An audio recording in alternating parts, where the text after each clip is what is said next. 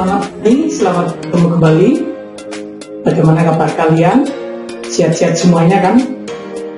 Minggu kemarin kita sudah membahas mengenai pengertian regulasi, dari regulasi sarana prasarana, kemudian regulasi yang mengatur standar sarana prasarana itu apa saja, kemudian istilah-istilah yang ada dalam regulasi sarana prasarana, asas standarisasi sarana prasarana, serta maksud penyusunan standar sarana prasarana.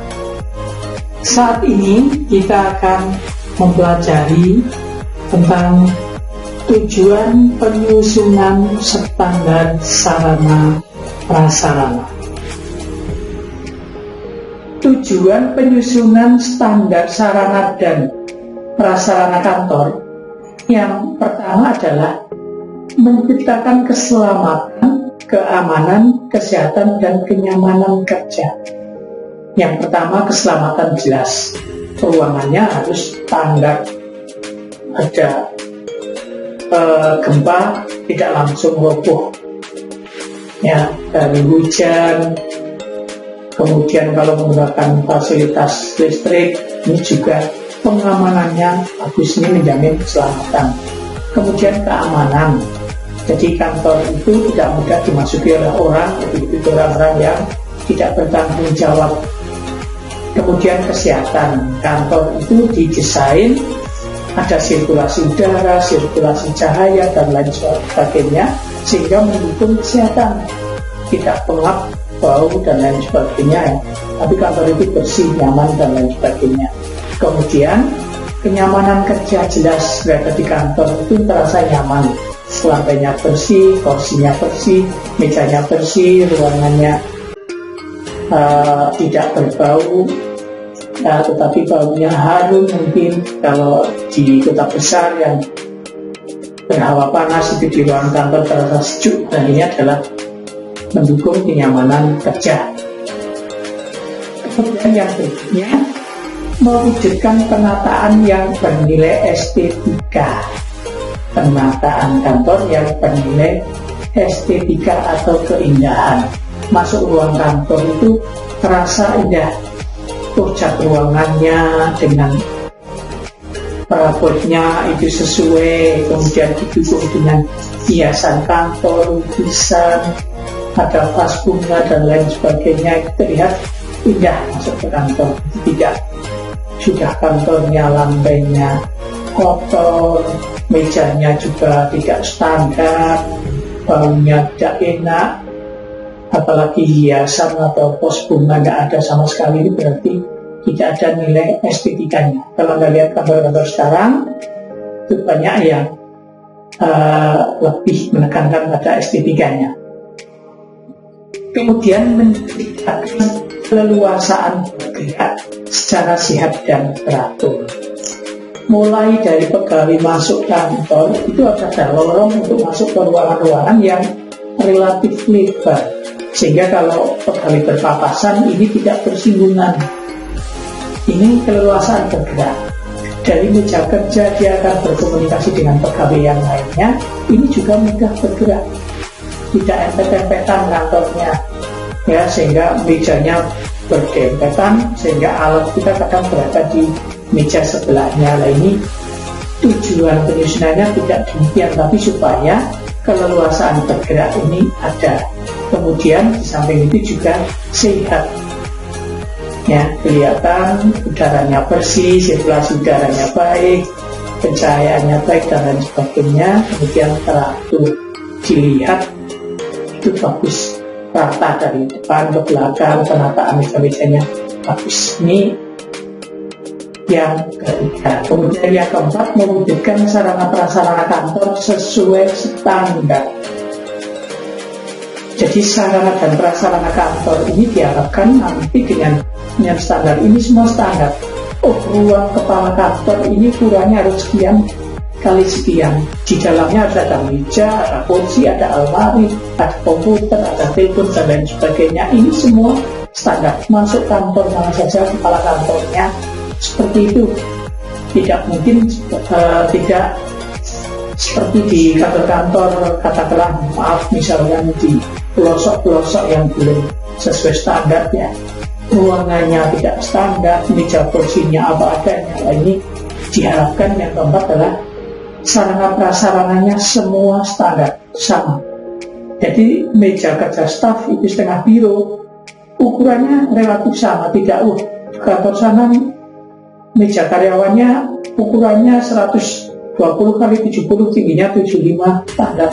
Di kantor sana mejanya lebar-lebar karena itu meja bekas yang milik percetakan yang digunakan untuk meja kantor. Nah, ini berarti tidak standar. Kemudian berdasarkan Peraturan Menteri Penyelenggaraan Aparatur Negara Reformasi Birokrasi Nomor 48 tahun 2013 dan Peraturan Menteri Dalam Negeri Nomor 7 tahun 2006, ini pengaturan standarisasi sarana dan prasarana kantor. Ini yang diatur. Yang pertama adalah tentang ruang kantornya. Ruang kantor di sini adalah ruang kerja, ruang tempat bekerja sehari-hari, ruang tamu kantor, dan ruang rapat. Jadi kalau kita berbicara mengenai ruang kantor itu ada 3, yaitu ruang kerja, ruang tamu, dan ruang rapat. Dan yang kedua ruang penunjang. Ini banyak sekali. Ada ruang ibadah, masjid atau musola dan lain sebagainya. Ruang lobi untuk berbincang-bincang. Ada ruang pusat data atau server. Ini kantor yang besar relatif. Ada ruang arsip khusus menyimpan arsip. Ada ruang perpustakaan. Ada ruang penyimpan barang atau gudang. Ada ruang pusat CCTV. Ini sama kantor yang besar, yang ruangannya ada cukup banyak. Ini ada ruang pusat CCTV. Kemudian ada ruang polikliniknya. Apabila ada karyawan yang tiba-tiba pingsan atau capek dan lain sebagainya, ini bisa diperiksakan di poliklinik.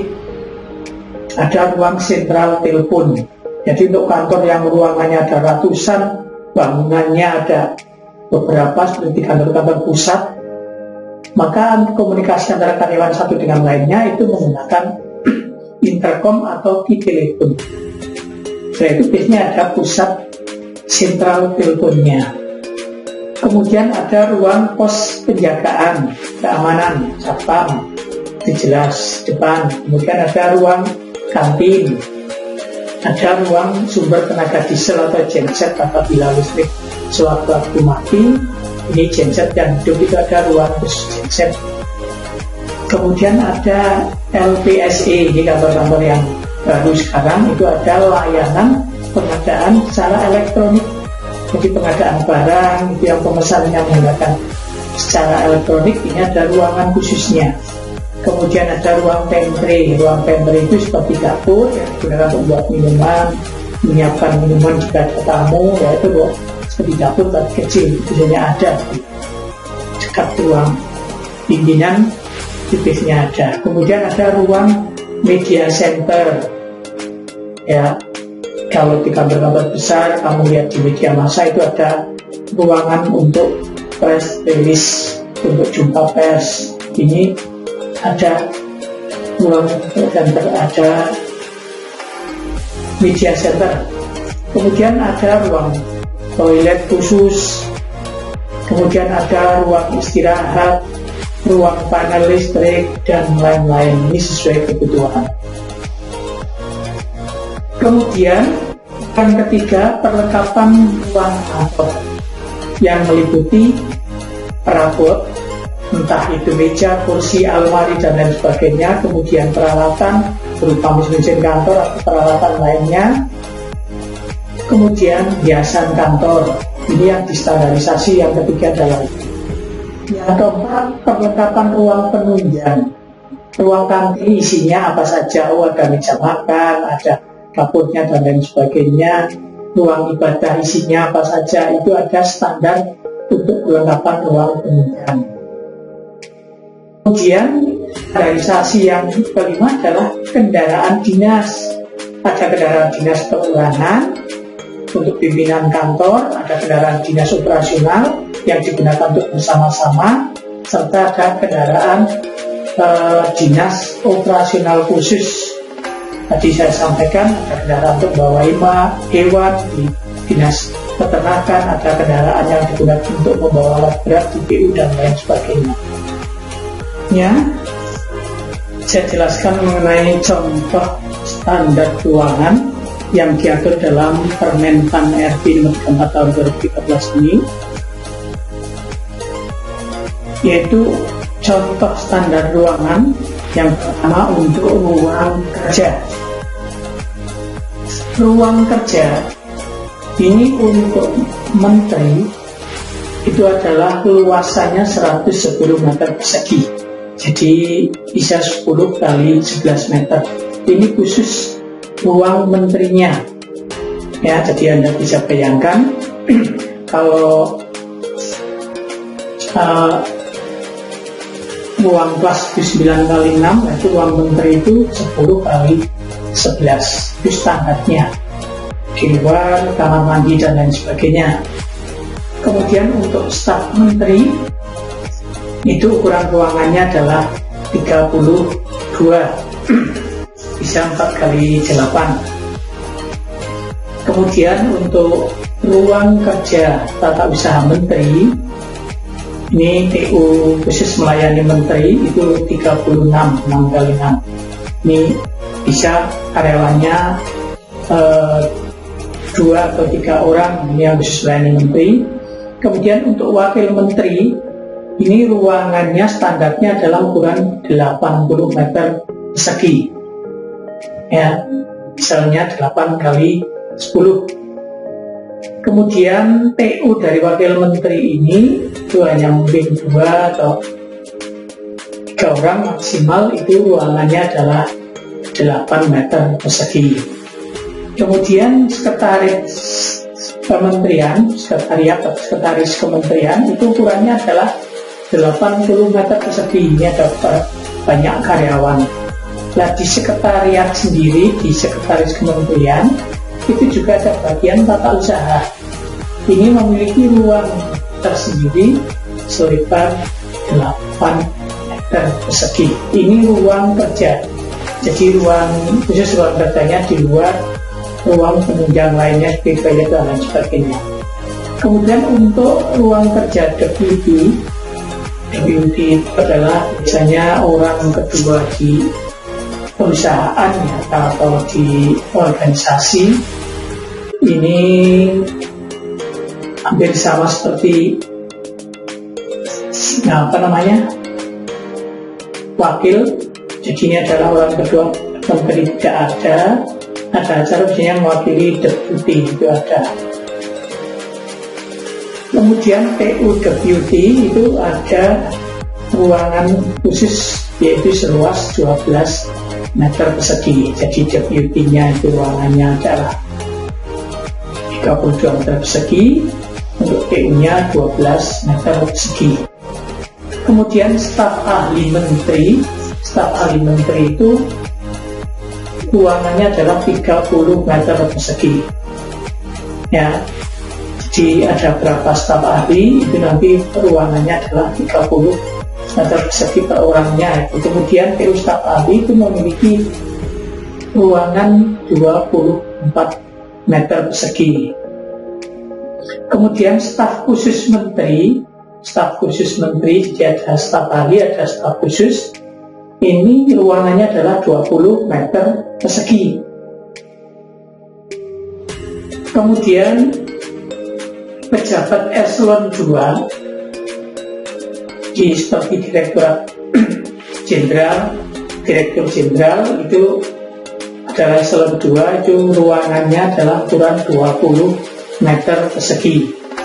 Kemudian pejabat eselon 3 terus tingkat itu seperti direktur, di bawah direktorat jenderal atau di bawah direktur jenderal itu ada direktur, itu ruangannya adalah 16 meter persegi. Kemudian pejabat eselon tingkat kepala bagian di sekretariat menteri itu Untuk pejabat eselon 4 ini ruangannya adalah 8 meter persegi. Ini standar ukuran ruang kerja. Kemudian untuk penjelasannya di sini ada untuk pejabat eselon 1 itu adalah direktur jenderal. Jadi kalau kantornya itu namanya direktorat jenderal. Contohnya misalkan di Kementerian Pendidikan Kebudayaan itu ada Direktorat Jenderal Pendidikan Tinggi. Itu pejabat pimpinan kantor Direktorat Jenderal adalah namanya Direktur Jenderal. Itu pejabat eselon 1. Pejabat eselon 2 ini adalah tingkat direktur. Sebagai contoh, Direktorat Jenderal Pendidikan Vokasi Kementerian Pendidikan Kebudayaan. Ya, di Kementerian Pendidikan Kebudayaan ada Direktorat Jenderal Pendidikan Vokasi. Itu pimpinannya namanya Direktur Jenderal ya, Pendidikan Vokasi. Di bawahnya ada namanya Direktur Kursus dan Pelatihan. Ini direktur ini setingkat dengan pejabat eselon 2. Kemudian Rektor Perguruan Tinggi ini juga pejabat eselon 2. Ada kantor namanya Lembaga Penjaminan Mutu Pendidikan Provinsi, LPMP, ini termasuk pejabat eselon 2. Nah, contoh pejabat eselon 3 dan 4, ini misalnya di Kementerian Dalam Negeri itu ada Direktorat Jenderal Bina Administrasi Kewilayahan. Di bawahnya ada sekretariat, bagian perencanaan. Ini kepala bagian perencanaan ini adalah pejabat eselon 3. Di bawah kepala bagian itu ada kepala sub bagian penyusunan program dan anggaran. Nah, kepala sub bagian penyusunan program dan anggaran ini termasuk pejabat eselon 4. Nah, ini menurut tingkatannya mulai eselon 1, di bawahnya eselon 2, di bawahnya ada eselon 3, 4. Ini standar ruangannya berbeda-beda. Kemudian tadi ada deputy. Ya, ini hanya pemahaman saja. Deputy ini adalah, kalau Anda lihat di kamus atau pengertian dalam manajemen, itu deputy itu adalah orang kedua dalam organisasi yang mengambil alih pimpinan jika atasannya tidak di tempat. Jadi apabila pimpinannya dan wakilnya tidak di tempat dan membutuhkan koordinasi dan lain sebagainya, maka biasanya deputy ini akan kerja, ya, itu pengertian deputy. Kemudian untuk ruang tamu, kalau dari ruang kerja ukurannya menteri 110 meter, ruang tamu menteri juga 110 meter persegi. Ya, karena ruang tamunya ini nanti bisa menerima tamu tidak hanya 1-2 tapi juga beberapa orang, dan ruangannya juga relatif representatif lah, nyaman, luas dan lain sebagainya. Ini ruang tamu menteri itu punya ruangan tamu khusus, itu 110 meter di luar ruang menterinya. Kemudian ada ruang tunggu tamu menteri. Di samping ruang tamu ada ruang tunggunya. Apabila menteri dan ada tamu lagi, disuruh menunggu di ruang tunggu tamu. Ini ukurannya 56 meter persegi. Dan nanti di ruang tunggu tamu ini apa saja, ruangannya bagaimana, itu ada standarnya. Kemudian wakil menteri ini juga punya ruang tamu sendiri.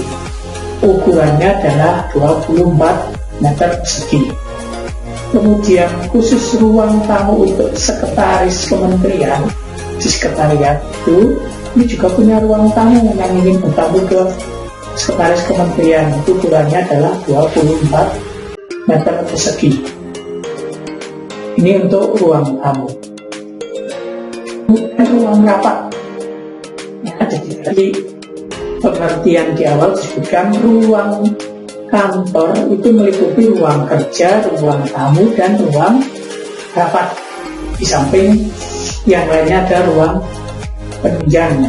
Tapi ruang kantornya adalah ruang kerja, ruang tamu, dan ruang rapat.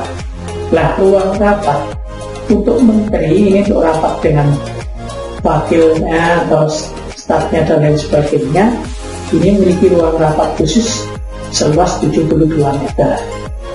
Wakil menteri juga punya ruang untuk rapat sendiri, ukurannya 24 meter persegi. Kemudian sekretaris kementerian untuk rapat koordinasi dan lain sebagainya juga punya ruang rapat sendiri, ukurannya 24 meter.